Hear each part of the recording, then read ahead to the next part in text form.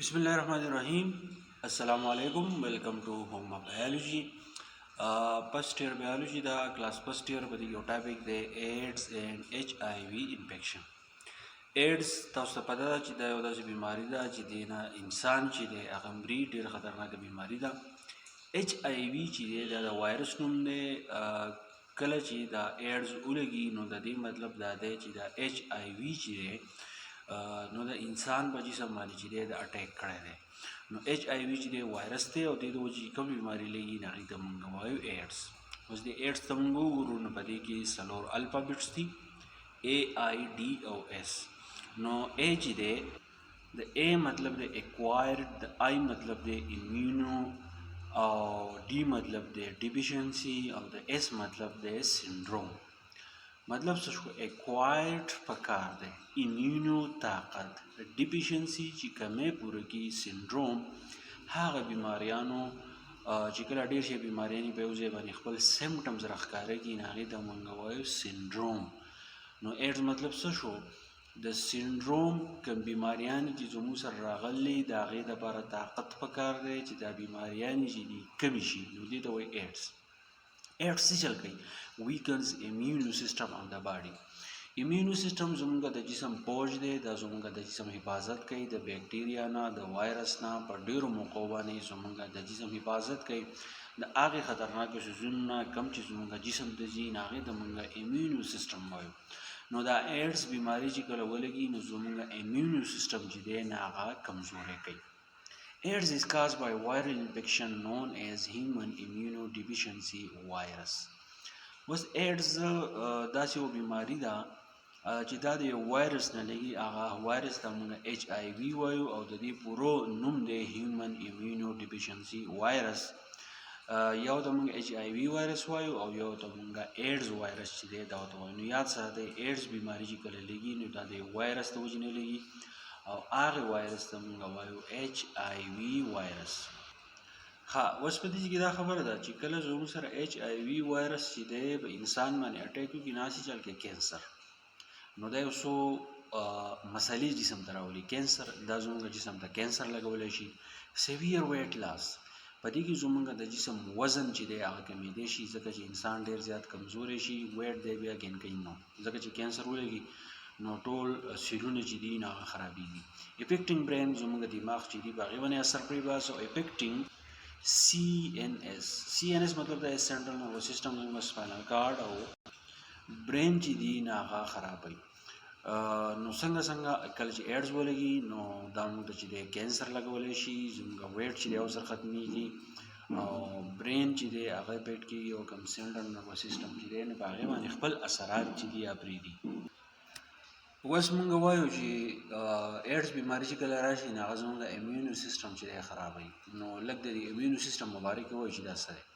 نو نیټورک اف سیلز، آرګن اینډ پروټینز، دا د درېو څیزونو جوړي، د سیلونو جوړي. په دې کې آرګنز چې دی شامل دي. سیل کوم یو دي؟ وایټ بلډ سیل دي.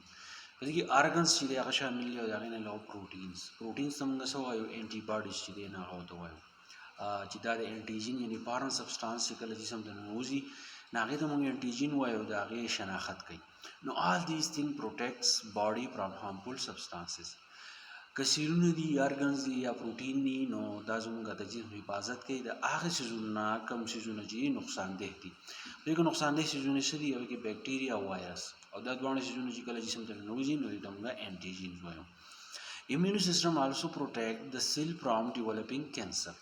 نو ما تاسو ته وایي ایډز چې دی نو هغه کینسر لګوي، خو چې کله امیونو سیسټم ستا برابري، سیلونه، ارګن او پروټین ستا برابري، څه مسله پکې نه وي نو زموږ د کینسر نه چې دی موږ بچ کوي.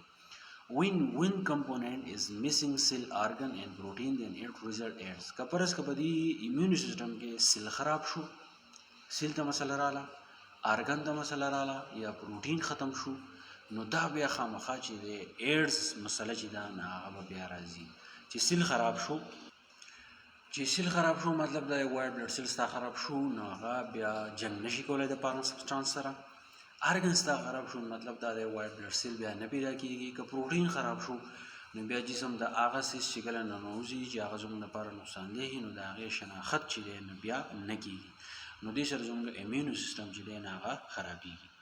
ښه اوس چې کله موږ د ایډز خبره کوو موږ د امیونو سیستم خبره کوو د امیونو سیستم یو حصه ده چې هغې ته موږ لیمفوسایټس وایو دې لیمفوسایټ ته موږ دویمې نوم وایټ بلډ سیل وایو یاد ساتئ لیمفوسایټ څه دی دا سیلونه دي وایټ بلډ سیلز یو قسم دی نو لیمفوسایټس are two types زموږ سره دوه قسمه لیمفوسایټس دي یو ته موږ بي سیلز وایو بل ته موږ ټي سیلز وایو یاد ساتئ لیمفوسایټس دوه قسمه دي یو ته موږ بي سیلز وایو بل ته موږ ټي سیلز وایو Now T cells are also called CD4 cells or CD4 lymphocytes. نو T cells چې دی مونږه CD4 cells وته وایو یا ته مونږه CD4 lymphocytes وایو. T cells خبره لاړه اوس B cells ته راشي. نو B cell release antibodies protein into body fluid to attack antigen. B cells رول چې دی هغه اهم دی. B cells چې دی نه هغه antibodies ورپی دي. antibodies دا چل کوي چې دا جسم ته بهر سیز راشي دا غي پہچان کوي.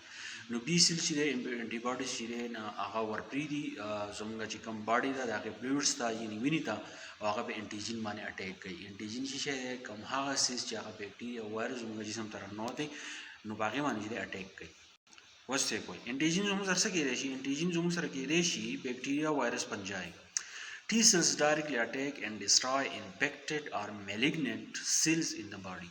B cells antibodies ورپیدي اٹیکو کی بینټیجن باندې خو دا ټي سیل څه کار کوي ټي سیل چې دی ډایرکټ اٹیک کوي او ختمي هغه سیس چې هغه زموږ جسم ته راننوتی دی او هغه زموږ جسم خرابوي بي سیل دا کار کوي چې دی خپل انټي باډیز ورپیدي باډي فلویډ ته خو ټي سیل چې دی ډایرکټ اٹیک کوي لږ به د ټي سیلز په باره کې ووایو ټي سیل چې دی زموږ سره دوه قسمه دي یو ته موږ هیلپر ټي سیلز وایو بل ته موږ کیلر ټي سیلز وایو نو هیلپر ټي سیلز اکټیویټ کیلر ټي سیل هیلپر ټي سیل دا چل وکړي چې دی صرف هیلپ ورکوي کیلر ټي سیل لا کیلر مطلب دا دی چې هغه بیکټیریا وایرس پنجای مړه کوي نو دا هیلپر ټي سیلز دا کار وکړي چې دا کیلر ټي سیل چې دی هیلپ ورکوي دا اکټیویټ کړي چې کله کیلر ټي سیل اکټیویټ شي نو کیلر ټي سیل دین ډسټروای انټیجن نو کیلر ټي سیل ولګي کم انټیجن چې زموږ سره دی نه هغه مکمل چې دی هغه ختم کړي ها اوس چې کله ایچ آی وي وایرس زموږ باډي ته راشي نو بیا به څه چل کېږي نو وایرس از ټو سټرانګ فار بوث هیلپر اینڈ کیلر ټي سیل